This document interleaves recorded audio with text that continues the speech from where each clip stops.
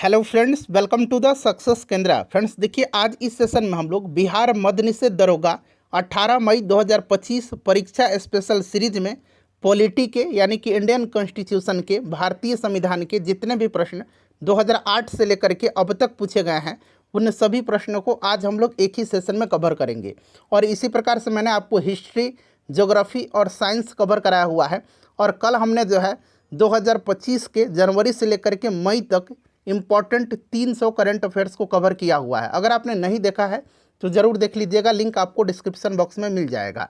Friends, अगर आप channel पर पहली बार आए हुए हैं तो चैनल को सब्सक्राइब कर लीजिए और जो बगल में बेल आइकन है, घंटी का निशान है, उसको ज़रूर दबा लीजिएगा ताकि जब भी कोई भी इंपॉर्टेंट वीडियो अपलोड किया जाए बिहार मद्य निषेध दरोगा 2025 से रिलेटेड, तो उसका नोटिफिकेशन सबसे पहले आपके पास पहुँच जाए। तो चलिए बिना देरी किए हुए सेशन स्टार्ट करते हैं। एक बार सभी लोग प्लीज़ पहले सेशन को लाइक कर दीजिए और जब इसको कंप्लीट देख लीजिएगा, पूरा देख लीजिएगा, तो कम से कम एक ग्रुप में इसको ज़रूर शेयर कर दीजिएगा। तो चलिए अब हम लोग स्टार्ट करते हैं आज का सेशन। पढ़ेंगे कि राष्ट्रपति की अध्यादेश पारित करने की शक्ति वर्णित है किस अनुच्छेद में। अगर आपको आंसर पहले से पता है तो आप आंसर कमेंट बॉक्स में दे करके बताते चलिएगा। अध्यादेश जो है एक ऐसा कानून है जिसे भारत के राष्ट्रपति के द्वारा तभी प्रख्यापित किया जाता है जब भारतीय संसद सत्र में नहीं होती है। अनुच्छेद 123 संसद के अवकाश के दौरान अध्यादेश जारी करने की राष्ट्रपति की शक्ति के बारे में बताता है। तो 123 हो जाएगा, ऑप्शन नंबर इसका ए राइट आंसर हो जाएगा। चलिए अगला प्रश्न है कि फजल अली आयोग संबंधित है, बताइए। देखिए 1953 में यानी कि 1953 में, यहाँ मैं लिख देता हूँ 1953 ईस्वी में फजल अली की अध्यक्षता में भारत के राज्य पुनर्गठन आयोग की नियुक्ति सरकार द्वारा की गई थी और इसने सांस्कृतिक परिदृश्य विशेष रूप से भाषा के आधार पर राज्य पुनर्गठन कार्रवाई की अनुशंसा की। भाषाई आधार पर बनने वाला पहला राज्य जो है आंध्र प्रदेश है, इसको भी आप जरूर याद रखिएगा। तो राइट आंसर ऑप्शन नंबर इसका डी हो जाएगा, राज्यों के पुनर्गठन। देखिए निम्न में से कौन सी कमेटी मौलिक कर्तव्यों से संबंधित है। यहाँ देखिए मिट गया है, ऑप्शन नंबर यहाँ पर डी बना लीजिएगा, सरदार स्वर्ण सिंह समिति। यहाँ मैं लिख देता हूँ स्वर्ण सिंह समिति, यानी कि कमेटी यहाँ पर लिखा गया है, कमेटी देख सकते हैं आप। बताइएगा, बताइए राइट आंसर इसका क्या हो जाएगा। तो यहाँ पर आप ध्यान देंगे फ्रेंड्स, देखिए राइट आंसर इसका हो जाएगा आपका ऑप्शन नंबर डी।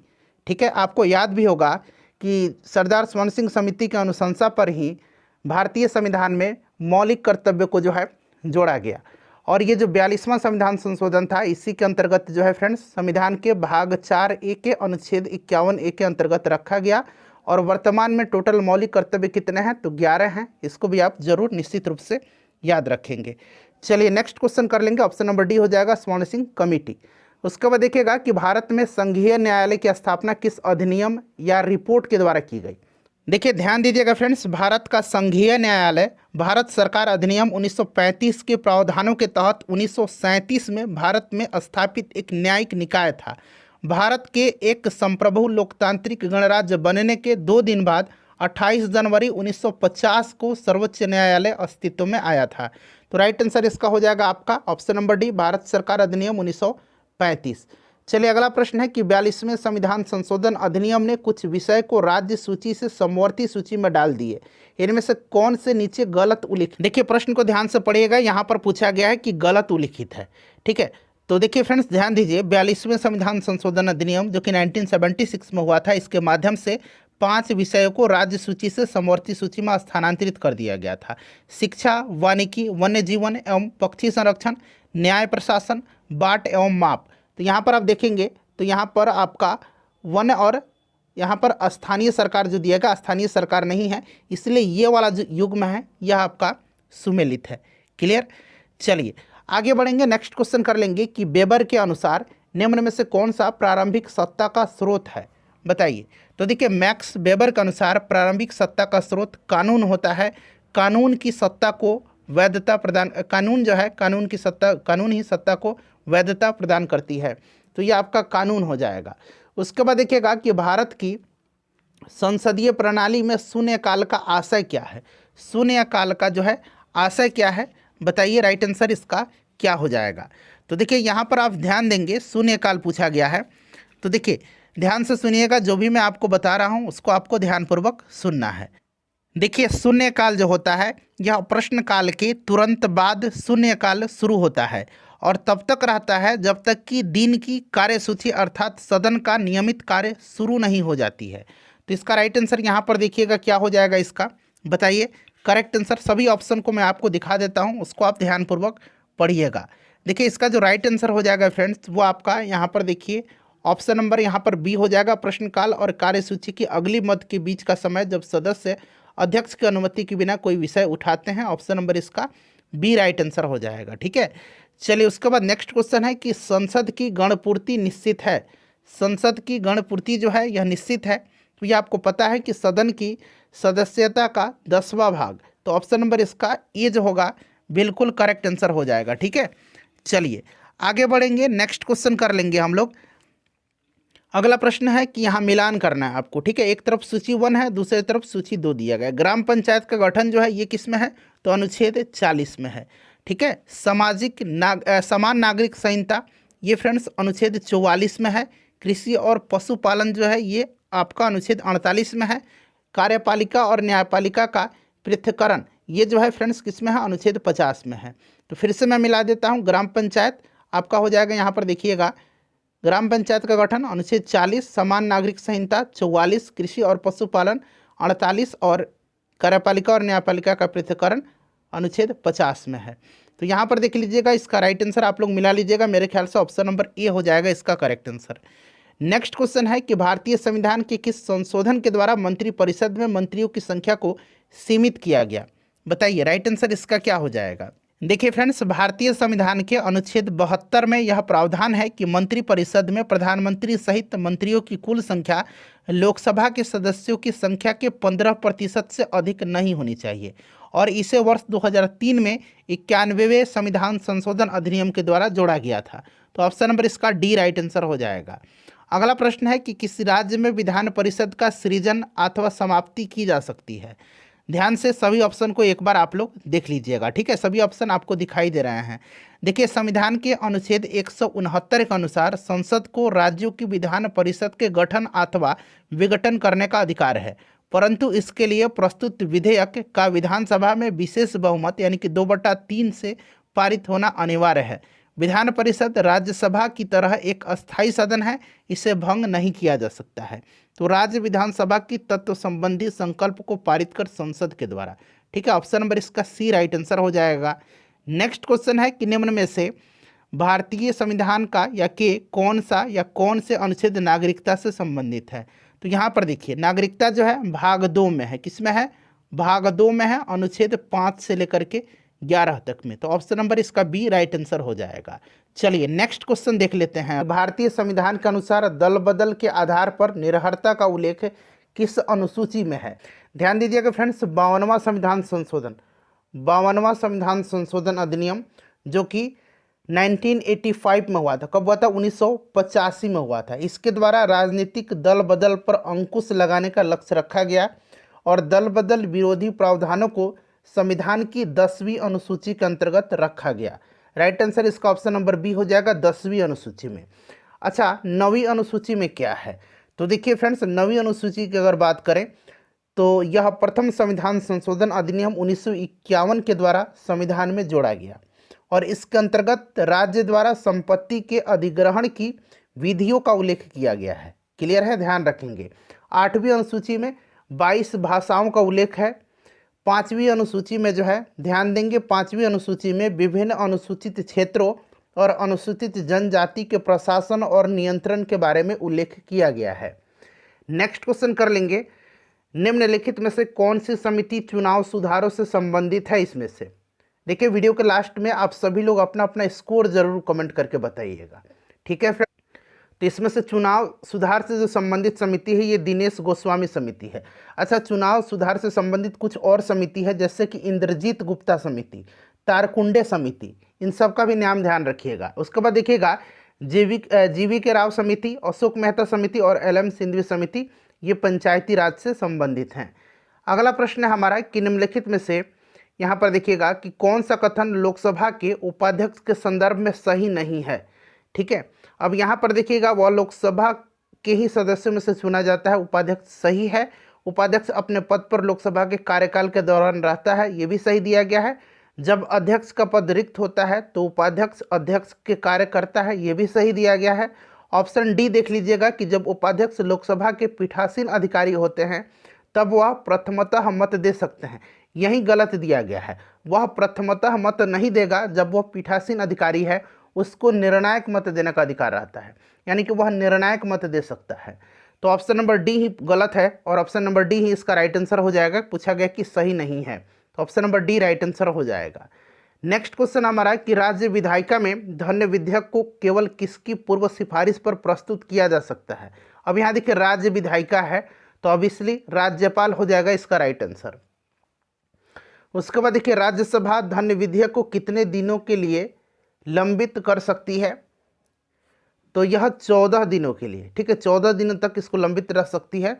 अगर उसको लौटाना है तो 14 दिन के अंदर लौटा देगी। चलिए अगला प्रश्न है हमारा कि भारतीय संविधान के अनुसार मानव का दुर्व्यापार और बलात् श्रम निषेध है, यह कौन से अनुच्छेद में वर्णित है। तो यह कौन से अनुच्छेद में है, तो यह अनुच्छेद जो है यह अनुच्छेद 23 में है। अनुच्छेद 24 में क्या है, बाल श्रम का निषेध किया गया है, बाल श्रम का। अनुच्छेद 25 में क्या है, तो इसके तहत अंतःकरण की धर्म को अबाध रूप से मानने, आचरण और प्रचार प्रसार करने की स्वतंत्रता है। अनुच्छेद 26 में धार्मिक कार्यों के प्रबंधन की स्वतंत्रता है। तो इन सबको ध्यान रखिएगा। भारत के प्रथम लोकपाल तो ये पीसी घोष हैं, पिनाकी चंद्र घोष, राइट आंसर हो जाएगा। सारे के सारे इंपॉर्टेंट क्वेश्चन है। देखिए उद्देशिका में समाजवादी एवं धर्मनिरपेक्ष शब्द जोड़े गए किस संविधान संशोधन के द्वारा। तो फ्रेंड्स यह 42वां संविधान संशोधन था जो कि 1976 में हुआ था।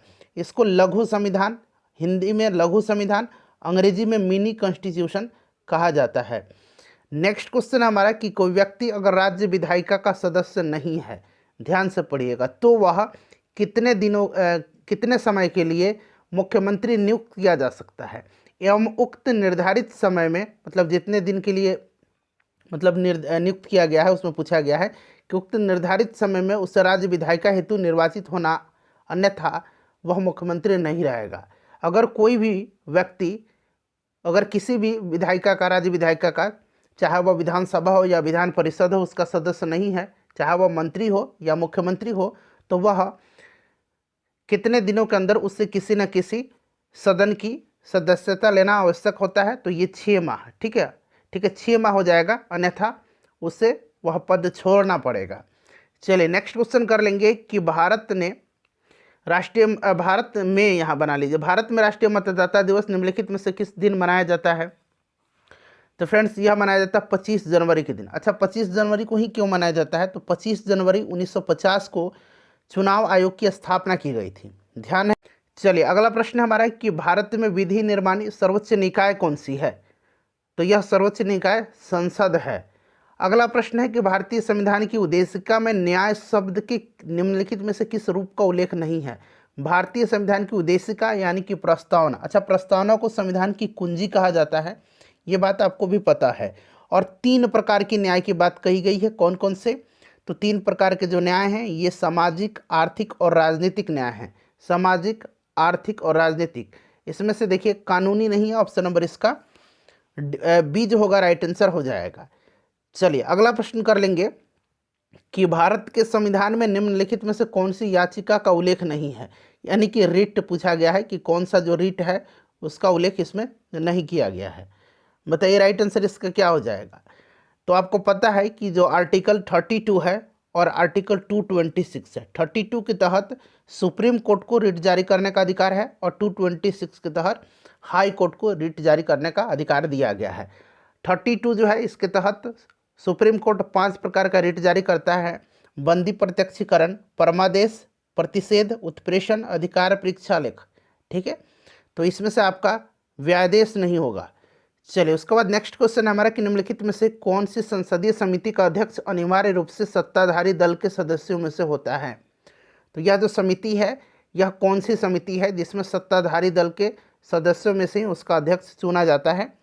तो यह प्राक्कलन समिति है। अच्छा प्राक्कलन समिति में टोटल 30 सदस्य होते हैं और 30 सदस्य केवल लोकसभा से ही होते हैं। लोकलेखा समिति में 22 सदस्य होते हैं, इसमें से 15 सदस्य जो होते हैं ये लोकसभा से होते हैं और 7 सदस्य जो होते हैं ये राज्यसभा से होते हैं। ठीक है, और लोक लेखा समिति का जो अध्यक्ष होता है वो होता है विपक्षी दल का नेता। चलिए नेक्स्ट क्वेश्चन हमारा कि भारतीय संविधान के कौन सा अनुच्छेद में मूल कर्तव्यों का उल्लेख किया गया है। मूल कर्तव्य जो है ये संविधान के भाग 4A या भाग 4 क कह लीजिए हिंदी में, इसी में है। और अनुच्छेद 51 क में इसको रखा गया है, या अनुच्छेद 51A कही अंग्रेजी में इसमें रखा गया है। टोटल कितने मूल कर्तव्य हैं फंडामेंटल ड्यूटीज़? तो 11 हैं। ठीक है, इसको भी ध्यान रखिएगा।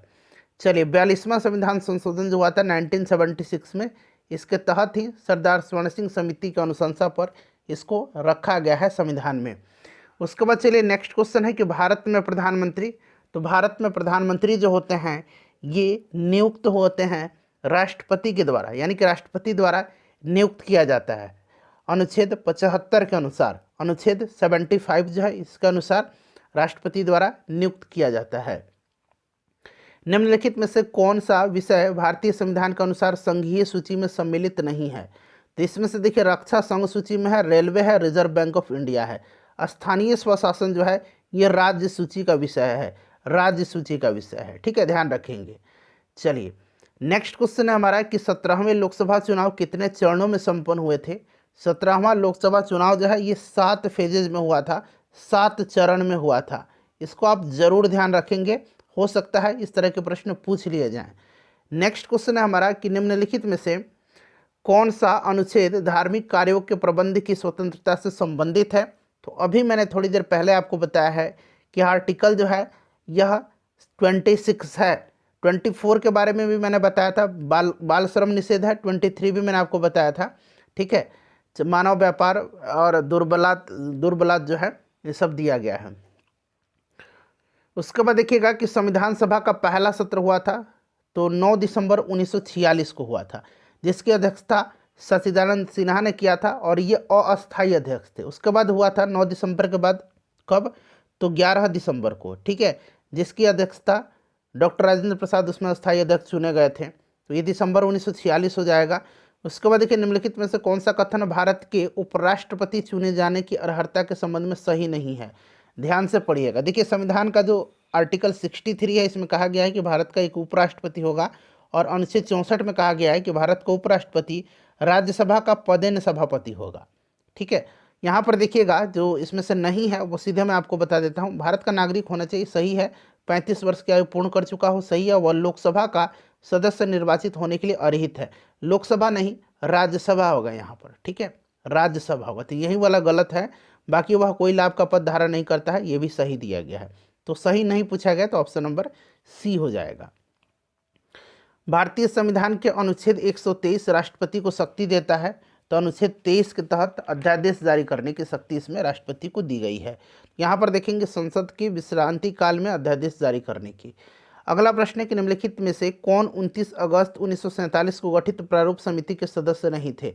अच्छा, प्रारूप समिति जो थी इसके अध्यक्ष कौन थे? तो भीमराव अंबेडकर थे। टोटल 7 सदस्य थे इसमें।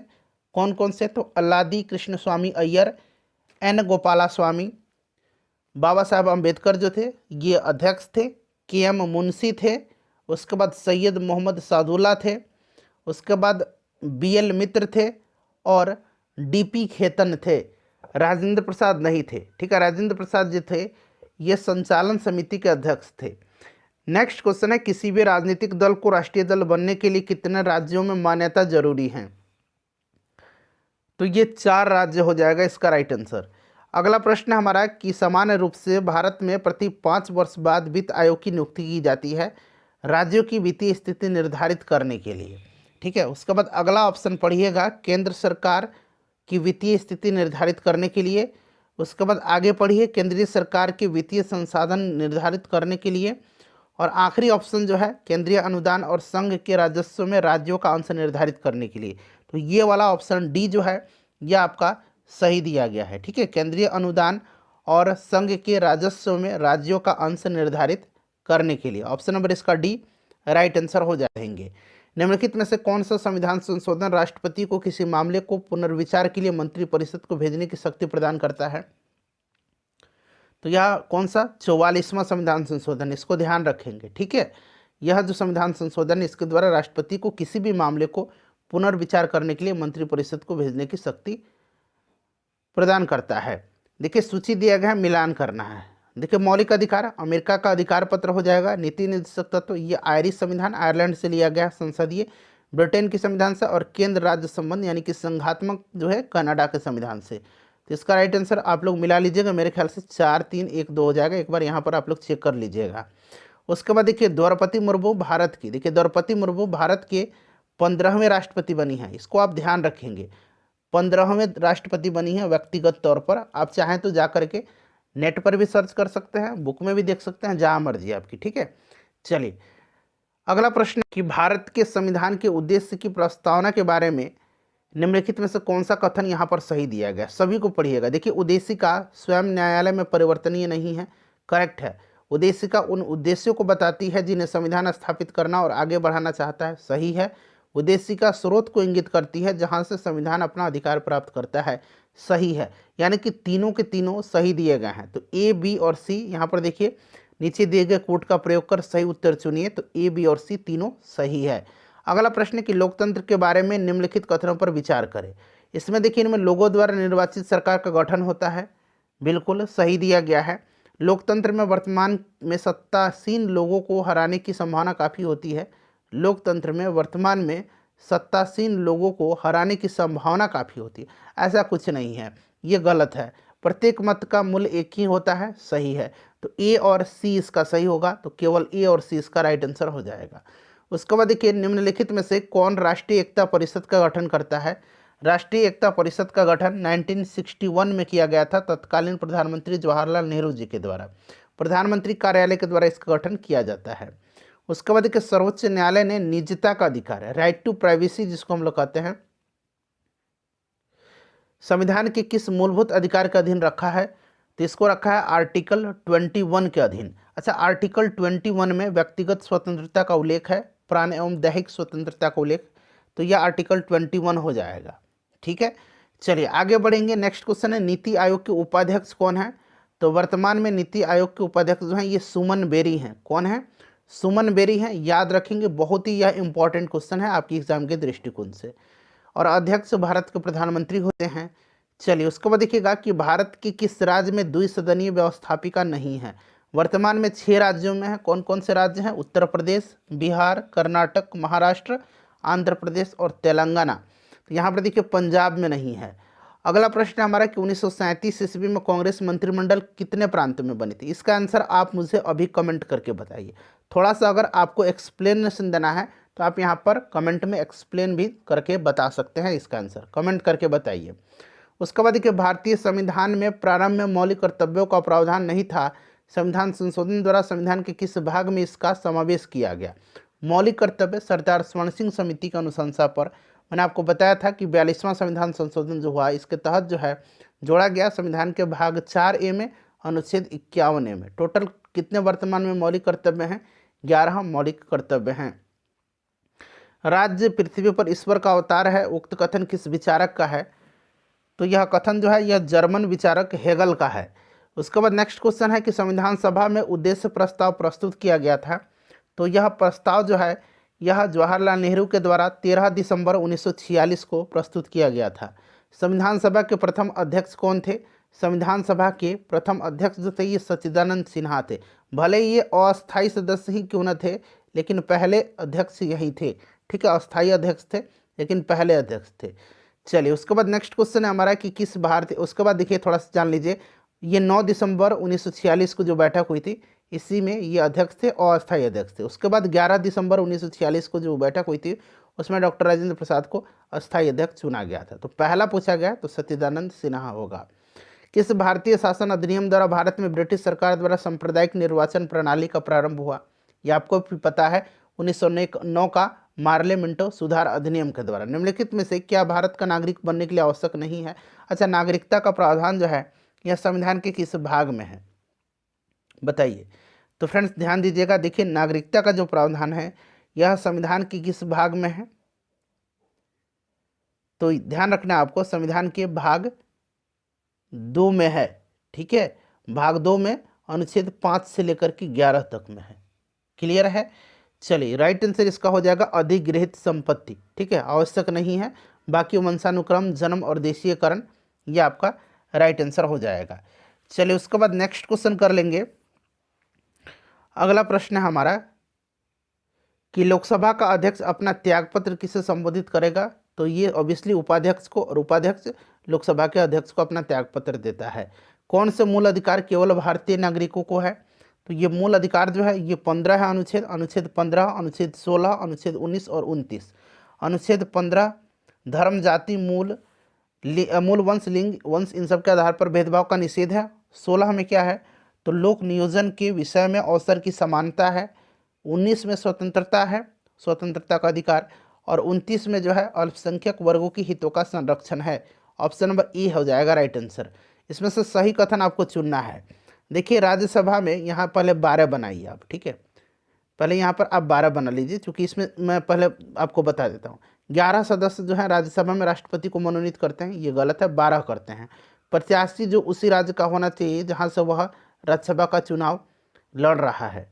ठीक है, तो यहाँ पर आप देखिए, यहाँ पर जो है ये भी आपका गलत दिया गया है। राज्यसभा को भंग किया जा सकता है, बिल्कुल नहीं। लोकसभा में राष्ट्रपति 2 सदस्य मनोनीत करते हैं, तो अब ये खत्म हो गया, पहले होता था। ठीक है, तो पहले ये होता था, अब ये भी खत्म कर दिया गया एंग्लो इंडियन वाला।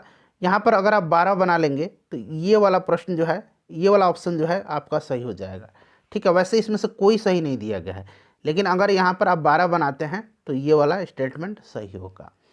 चलिए उसके बाद देखिएगा सही कथन चुनना है इसमें। अब यहाँ पर देखिए वित्त आयोग संवैधानिक निकाय है, बिल्कुल है। संविधान का अनुच्छेद 280 में इसका जिक्र किया गया। वित्त आयोग को संसद नियुक्त करती है, गलत है। राष्ट्रपति के द्वारा नियुक्त किया जाता है। वित्त आयोग में 5 सदस्य होते हैं, बिल्कुल ये भी सही दिया गया। एक अध्यक्ष होता है और 4 सदस्य होते हैं, तो इस प्रकार से देखा जाए तो ये 5 सदस्यीय आयोग है, तो ये भी सही दिया गया है। हर 6 वर्ष बाद वित्त आयोग अपनी रिपोर्ट पेश करता है, ये भी गलत है। तो सही पूछा गया, तो सही ए भी है और सी भी मेरे हिसाब से सही है। चलिए उसके बाद नेक्स्ट क्वेश्चन है कि राज्यसभा में गणपूर्ति हेतु कितने सदस्यों की आवश्यकता होती है। तो ये 25 हो जाएगा इसका राइट आंसर। ठीक है, अधिकतम सदस्य संख्या राज्यसभा में कितना है, तो 250 है। तो गणपूर्ति कितना हो जाएगा, 1/10 होता है ना, तो देख लीजिए 25 इसका राइट आंसर हो जाएगा।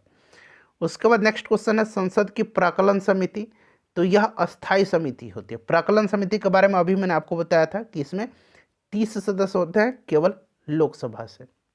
देखिए निम्नलिखित में से कौन सी शर्त 1813 ईस्वी के चार्टर एक्ट का अंग नहीं था। अब यहाँ पर ध्यान से पढ़ेंगे आप तो देखेंगे कि ईस्ट इंडिया कंपनी का भारत में व्यापारिक अधिकार पूर्ण रूप से समाप्त कर दिया गया। इसके द्वारा नहीं किया गया, ये 1833 के चार्टर एक्ट के द्वारा जो है कंपनी के व्यापारिक अधिकार को पूर्णतः समाप्त कर दिया गया था। ठीक है, चलिए तो ऑप्शन नंबर बी जो है ये सही नहीं दिया गया है। उसके बाद देखिएगा कि चीन से कंपनी का चाय का व्यापार सुरक्षित है, इसको ध्यान रखेंगे, ये सही दिया गया है। ठीक है, तो अंग नहीं था, तो ऑप्शन नंबर बी हो जाएगा इसका। उसके बाद देखिए उच्चतम न्यायालय इनकी सुप्रीम कोर्ट के न्यायाधीश के अवकाश ग्रहण करने की उम्र कितनी है। तो ये फ्रेंड्स 65 वर्ष है। ठीक है, 65 वर्ष, option number C right answer हो जाएगा। चलिए अगला प्रश्न हमारा कि इनमें से कौन भारत के राष्ट्रपति द्वारा नियुक्त नहीं होते हैं। तो भारत के उपराष्ट्रपति हो जाएगा इसका राइट आंसर। अगला प्रश्न हमारा बाकी सभी राष्ट्रपति के द्वारा नियुक्त होते हैं, राजदूत, प्रधानमंत्री और मुख्य न्यायाधीश। Option number D right answer हो जाएगा इसका। विभिन्न राजनीतिक दलों की स्वीकृति राष्ट्रीय पार्टी अथवा अन्य प्रादेशिक पार्टी के रूप में कौन प्रदान करता है। तो ये निर्वाचन आयोग, चुनाव आयोग करता है। बिहार के मुख्यमंत्री अभी कौन है, तो नीतीश कुमार। भारतीय संविधान के अनुसार राज्य का कार्यकारी अध्यक्ष, यहाँ थोड़ा संघ बना लीजिए, संघ का कार्यकारी अध्यक्ष ये राष्ट्रपति होगा। और अगर प्रश्न में राज्य का कार्यकारी अध्यक्ष पूछा है तो राज्य का, उस राज्य का राज्यपाल होता है। ठीक है, राज्यपाल होता है। भारतीय नागरिकों के मौलिक कर्तव्य फंडामेंटल ड्यूटीज 11 है, अभी थोड़ी देर पहले मैंने आपको बताया है। राज्यसभा में सदस्यों की अधिकतम संख्या, तो ये भी मैंने बताया 250 होती है। रामनाथ कोविंद राष्ट्रपति पद के प्रत्याशी बनाए जाने के समय किस राज्य के राज्यपाल के पद पर आसीन थे। तो ये बिहार। बिहार का द्वितीय राजभाषा, तो द्वितीय पूछा है तो उर्दू हो जाएगा। राजभाषा हिंदी है, द्वितीय उर्दू। उसके बाद देखिएगा कि बिहार के मुख्यमंत्री की नियुक्ति किसने की। तो ऑब्वियसली ये क्वेश्चन था है कि मुख्यमंत्री की नियुक्ति किसके द्वारा की जाती है। तो उस जो संबंधित राज्य है वहाँ के राज्यपाल के द्वारा। तो ये बिहार के राज्यपाल हो जाएगा, क्योंकि बिहार के मुख्यमंत्री पूछा गया है। भारत के उपराष्ट्रपति का चुनाव करने वाले सदस्य होते हैं। यहाँ देखिए उपराष्ट्रपति पूछा है, बताइए इसका राइट आंसर क्या हो जाएगा। तो उपराष्ट्रपति में लोकसभा के और राज्यसभा के सदस्य होते हैं, यहाँ पार्लियामेंट ऑप्शन में दिया गया है। उसके बाद देखिए मुख्य न्यायाधीश का अतिरिक्त उच्चतम न्यायालय में न्यायाधीशों की संख्या कितनी है। तो अब ध्यान रखना आपको, यहाँ ऑप्शन गलत दिया गया है। यहाँ पर आप बना लीजिए, यहाँ पर 34 इसको बना लीजिए, ये 24 की जगह पर 34 एक ऑप्शन बनाइए। अभी वर्तमान में क्या है कि 33 जो है न्यायाधीश हैं और एक मुख्य न्यायाधीश है। तो इस प्रकार से टोटल न्यायाधीशों की संख्या कितनी हो गई, 34 हो जाएगी। ठीक है, चलिए उसके बाद आगे बढ़ेंगे कि भारत है एक, तो भारत एक धर्मनिरपेक्ष राष्ट्र है। जो सदस्य लोकसभा के अध्यक्ष का चुनाव करते हैं वो होते हैं लोकसभा के अध्यक्ष, लोकसभा के सदस्य ही चुनते हैं, तो लोकसभा के हो जाएगा। भारत के राष्ट्रपति जिन सदस्यों द्वारा चुने जाते हैं वे होते हैं। अब राष्ट्रपति है तो राष्ट्रपति पार्लियामेंट भी होगा और राज्यों की विधानसभाओं के सदस्य, यानी कि लोकसभा, राज्यसभा, पार्लियामेंट हो गया और राज्यों की विधानसभा हो गया। ऑप्शन नंबर सी हो जाएगा। पंचायती राज लागू किया गया था, तो यह पंचायती राज की शुरुआत 2 अक्टूबर 1959 को किया गया था तत्कालीन प्रधानमंत्री पंडित जवाहरलाल नेहरू जी के द्वारा। उपचुनाव कराया जाता है तो कभी भी करा लिया जाता है। अब देखते हैं कि जो इलेक्शन कभी कभी बीच में होता है उपचुनाव, ये कभी भी हो जाता है। जहाँ सीट खाली रहता है, अगर वहाँ के जो विधायक हैं, वहाँ के सांसद हैं, अगर उनकी आकस्मिक मृत्यु हो जाती है या फिर वो त्याग पत्र दे देते हैं तो उस कंडीशन में कभी भी होता है। उसके बाद देखिएगा कि राज्यसभा की बैठक करने के लिए कोरम क्या है। राज्यसभा तो 25 सदस्य हो जाएगा, दोबारा से ये रिपीट हुआ है। भारत के संघ की राजभाषा के रूप में हिंदी को किस वर्ष अपनाया गया। हिंदी को अपनाया गया था 1949 में, ठीक है, 14 सितंबर 1949 को, याद रखेंगे।